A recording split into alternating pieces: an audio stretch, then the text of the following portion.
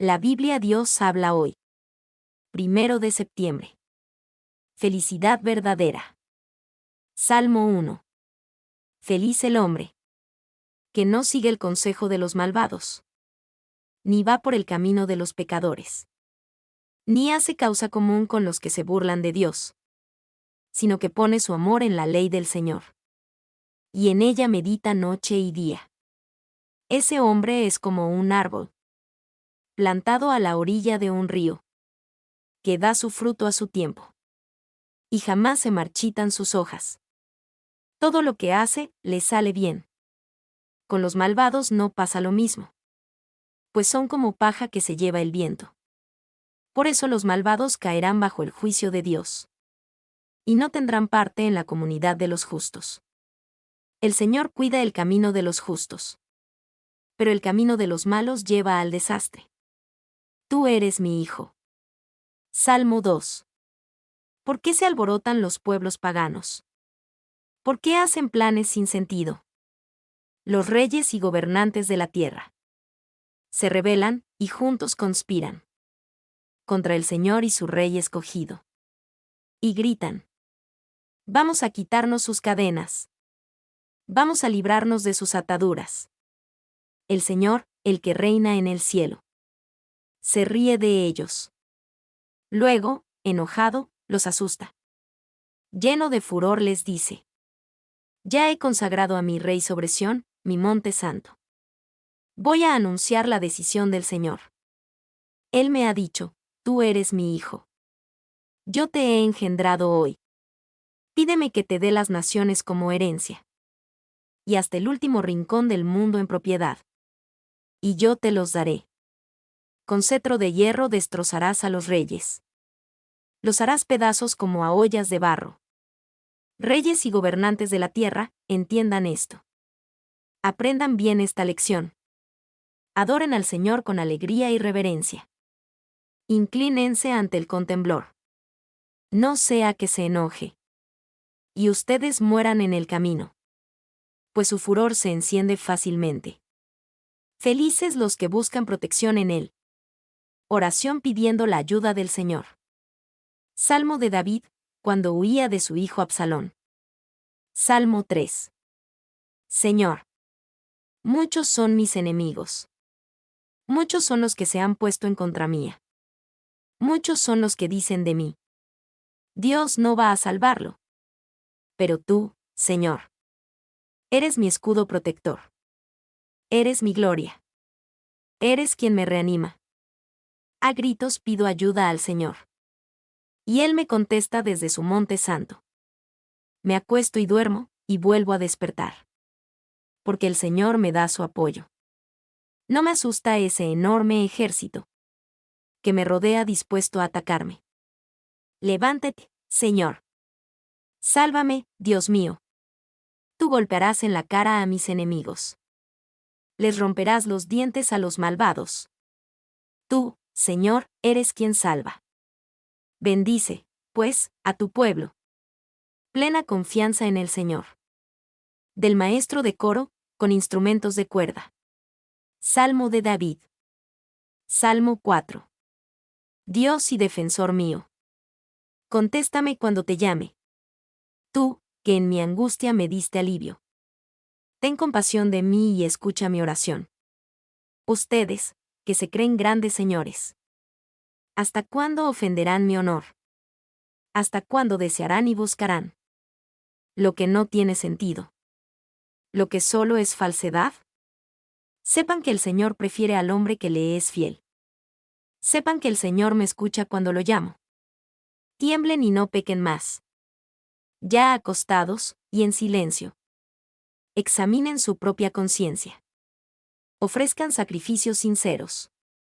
Y confíen en el Señor. Muchos dicen: ¿quién nos mostrará la dicha? Señor, míranos con buenos ojos.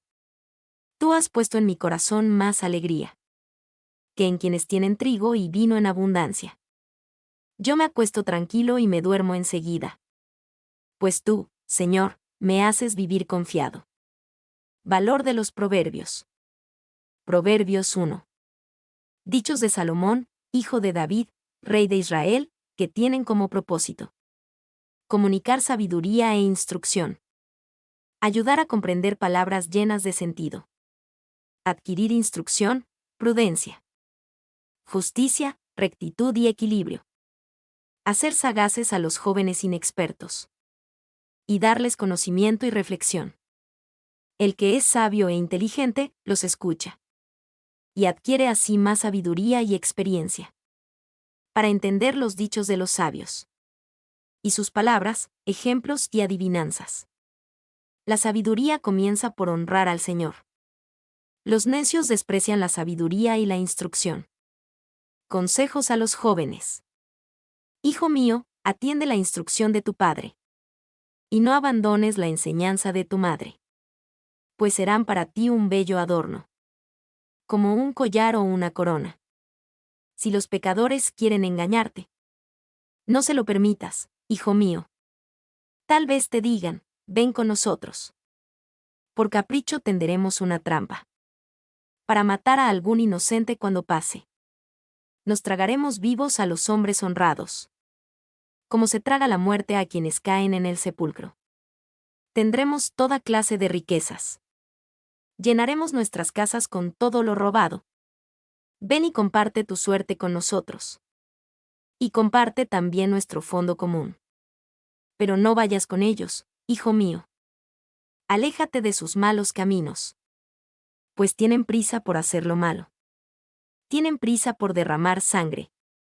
Aunque no vale la pena tender una trampa. Si los pájaros pueden verla. Esos hombres se tienden la trampa a sí mismos. Y ponen su vida en peligro. Tal es el final de los ambiciosos. Su propia ambición los mata. Invitación de la sabiduría. Por calles y avenidas. La sabiduría hace oír su voz. Proclama sus palabras por las puertas. Por los puntos más concurridos de la ciudad. Jóvenes inexpertos, burlones y necios. ¿Hasta cuándo amarán la inexperiencia? Y hallarán placer en sus burlas. ¿Y despreciarán el saber? Presten atención a mis correcciones. Y yo los colmaré de mi espíritu. Les daré a conocer mis pensamientos. Yo los he llamado, los he invitado a venir. Pero ustedes no han querido hacerme caso. Al contrario, han rechazado mis consejos. No han querido recibir mi corrección. Ya me tocará reír cuando les llegue la desgracia. Ya me burlaré cuando estén muertos de miedo. Cuando vengan sobre ustedes temores y problemas. Desesperación y angustia. Como un torbellino que todo lo destruye. Ese día me llamarán, pero no responderé. Me buscarán, pero no me encontrarán. Pues desprecian la sabiduría. Y no quieren honrar al Señor. No desean recibir mis consejos. Desprecian mis correcciones. Pues sufrirán las consecuencias de su conducta. Quedarán hartos de sus malas intenciones. A los inexpertos los mata su falta de experiencia. Y a los necios los destruye su despreocupación. Pero el que me preste atención, vivirá en paz. Y sin temor de ningún peligro. Jesús da la vista a un hombre que nació ciego. Juan capítulo 9. Del 1 al 23. Al salir, Jesús vio a su paso a un hombre que había nacido ciego. Sus discípulos le preguntaron: Maestro, ¿por qué nació ciego este hombre? ¿Por el pecado de sus padres o por su propio pecado? Jesús les contestó: Ni por su propio pecado ni por el de sus padres, fue más bien para que en él se demuestre lo que Dios puede hacer. Mientras es de día, tenemos que hacer el trabajo del que me envió, pues viene la noche, cuando nadie puede trabajar. Mientras estoy en este mundo, soy la luz del mundo. Después de haber dicho esto, Jesús escupió en el suelo, hizo con la saliva un poco de lodo y se lo untó al ciego en los ojos. Luego le dijo: Ve a lavarte al estanque de Siloé, que significa, enviado. El ciego fue y se lavó, y cuando regresó ya podía ver. Los vecinos y los que antes lo habían visto pedir limosna se preguntaban: ¿No es este el que se sentaba a pedir limosna? Unos decían: Sí, es él. Otros decían: no, no es él, aunque se le parece. Pero él mismo decía: sí, yo soy. Entonces le preguntaron: ¿y cómo es que ahora puedes ver? Él les contestó: ese hombre que se llama Jesús hizo lodo, me lo untó en los ojos, y me dijo: ve al estanque de Siloé, y lávate. Yo fui, y en cuanto me lavé, pude ver. Entonces le preguntaron: ¿dónde está ese hombre? Y él les dijo: no lo sé. Los fariseos interrogan al ciego que fue sanado. El día en que Jesús hizo el lodo y devolvió la vista al ciego era sábado. Por eso llevaron ante los fariseos al que había sido ciego, y ellos le preguntaron cómo era que ya podía ver. Y él les contestó: me puso lodo en los ojos, me lavé, y ahora veo. Algunos fariseos dijeron: el que hizo esto no puede ser de Dios, porque no respeta el sábado. Pero otros decían: ¿cómo puede hacer estas señales milagrosas, si es pecador? De manera que hubo división entre ellos, y volvieron a preguntarle al que antes era ciego: puesto que te ha dado la vista, ¿qué dices de él? Él contestó: yo digo que es un profeta. Pero los judíos no quisieron creer que había sido ciego y que ahora podía ver, hasta que llamaron a sus padres y les preguntaron: ¿es este su hijo? ¿Declaran ustedes que nació ciego? ¿Cómo es que ahora puede ver? Sus padres contestaron: sabemos que este es nuestro hijo, y que nació ciego, pero no sabemos cómo es que ahora puede ver, ni tampoco sabemos quién le dio la vista. Pregúntenselo a él, ya es mayor de edad, y él mismo puede darles razón. Sus padres dijeron esto por miedo, pues los judíos se habían puesto de acuerdo para expulsar de la sinagoga a cualquiera que reconociera que Jesús era el Mesías. Por eso dijeron sus padres: pregúntenselo a él, que ya es mayor de edad. Salomón dedica el templo. Segunda de Crónicas capítulo 6. Entonces Salomón dijo: tú, Señor, has dicho que vives en la oscuridad. Pero yo te he construido un templo para que lo habites. Un lugar donde vivas para siempre. Luego el rey se volvió, de frente a toda la comunidad israelita, que estaba de pie, y la bendijo diciendo: bendito sea el Señor, Dios de Israel, que ha cumplido lo que prometió a David, mi padre, cuando le dijo: desde el día en que saqué de Egipto a mi pueblo. No había escogido yo ninguna ciudad entre todas las tribus de Israel para que en ella se construyera un templo, donde residiera mi nombre, ni había escogido a ningún hombre para que fuera el guía de mi pueblo Israel, pero escogí a Jerusalén para que mi nombre resida allí, y escogí a David para que gobernara a mi pueblo Israel. Y David, mi padre, tuvo el deseo de construir un templo en honor del Señor, Dios de Israel. Sin embargo, el Señor le dijo: haces bien en querer construirme un templo, pero no serás tú quien lo construya, sino el hijo que tendrás. Él será quien me construya el templo. Pues bien, el Señor ha cumplido su promesa. Tal como dijo, yo he tomado el lugar de David, mi padre, y me he sentado en el trono de Israel y he construido un templo al Señor, el Dios de Israel. Además he puesto allí el arca donde está la alianza que el Señor hizo con los israelitas. Después se puso Salomón delante del altar del Señor, en presencia de toda la comunidad israelita, y extendió sus manos. Estaba subido sobre una plataforma de bronce de 2 metros 25 centímetros de largo, otro tanto de ancho y 1 metro 35 centímetros de alto, la cual había construido y colocado en medio del atrio. Luego se arrodilló delante de toda la comunidad israelita, y extendiendo sus manos al cielo, exclamó: Señor, Dios de Israel, ni en el cielo ni en la tierra hay un Dios como tú, que cumples tu alianza y muestras tu bondad para con los que te sirven de todo corazón, que has cumplido lo que prometiste a David, mi padre. Uniendo así la acción a la palabra en este día. Por lo tanto, Señor, Dios de Israel, cumple también lo que prometiste a tu siervo David, mi padre, que no le faltaría un descendiente que, con tu favor, subiera al trono de Israel, con tal de que sus hijos cuidaran su conducta y cumplieran tu ley como él la cumplió. Así pues, Señor, Dios de Israel, haz que se cumpla la promesa que hiciste a mi padre, tu servidor David. Pero ¿será verdad que Dios puede vivir con los hombres sobre la tierra? Si el cielo, en toda su inmensidad, no puede contenerte, cuanto menos este templo que he construido para ti.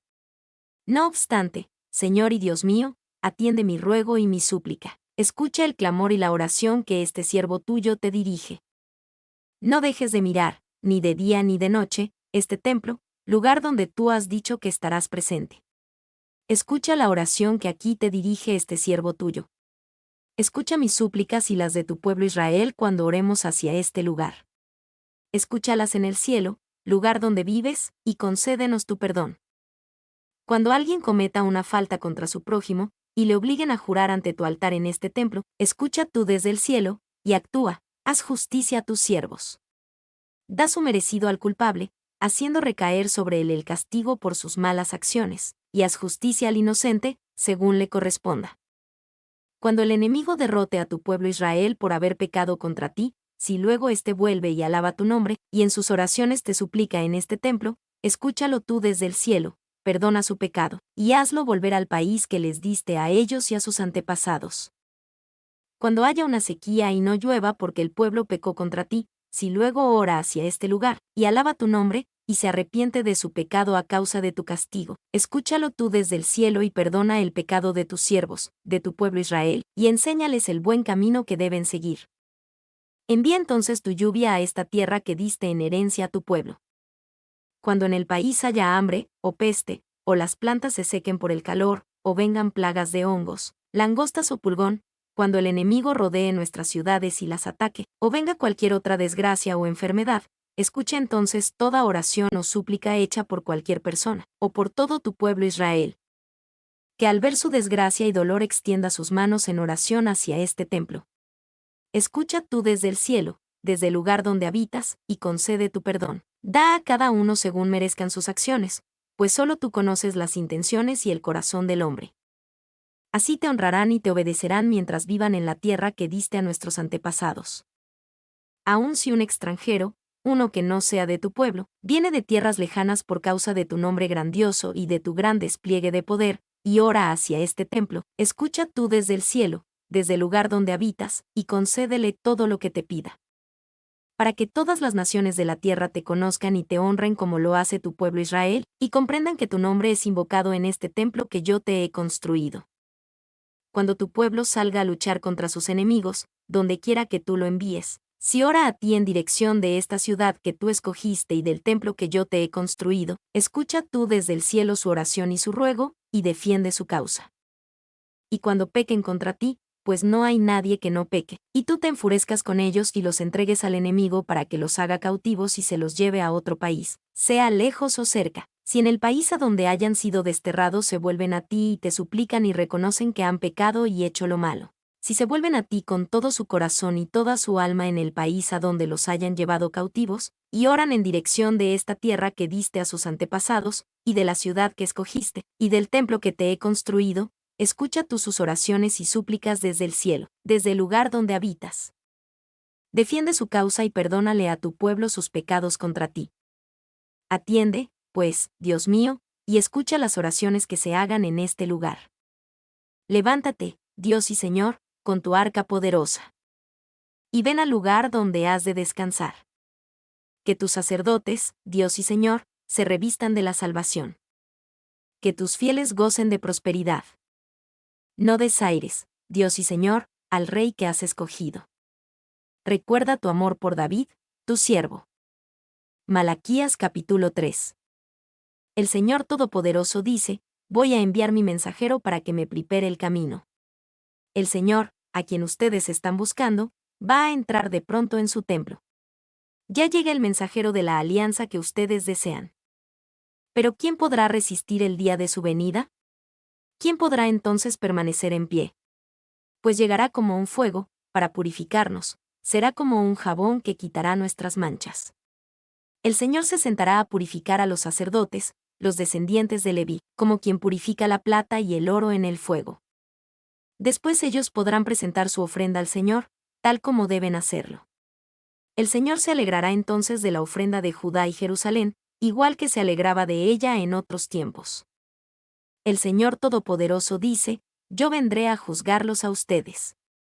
Y al mismo tiempo seré testigo contra los que practican la magia, los que cometen adulterio, los que juran en falso, los que oprimen a los trabajadores, a las viudas y a los huérfanos, los que tratan mal a los extranjeros y los que me faltan al respeto. Yo soy el Señor. No he cambiado. Y por eso ustedes, descendientes de Jacob, no han sido aniquilados. Ustedes se han apartado de mis preceptos, como se apartaron sus antepasados, y no han querido obedecerlos. Yo, el Señor Todopoderoso, les digo, vuélvanse a mí, y yo me volveré a ustedes. Pero ustedes dicen, ¿por qué hemos de volvernos a ti? Y yo pregunto, ¿acaso un hombre puede defraudar a Dios? Pues ustedes me han defraudado. Y todavía preguntan, ¿en qué te hemos defraudado? En los diezmos y en las ofrendas me han defraudado. Sí, toda la nación, todos ustedes, me están defraudando, y por eso voy a maldecirlos. Yo, el Señor Todopoderoso, les digo, traigan su diezmo al tesoro del templo, y así habrá alimentos en mi casa. Pónganme a prueba en eso, a ver si no les abro las ventanas del cielo para vaciar sobre ustedes la más rica bendición. No dejaré que las plagas destruyan sus cosechas y sus viñedos. Todas las naciones les llamarán dichosos, porque ustedes tendrán un país encantador. Yo, el Señor Todopoderoso, lo he dicho. El Señor dice, ustedes han dicho cosas muy duras contra mí. Y todavía preguntan, ¿qué es lo que hemos dicho en contra tuya? Esto es lo que han dicho, servir a Dios es cosa inútil.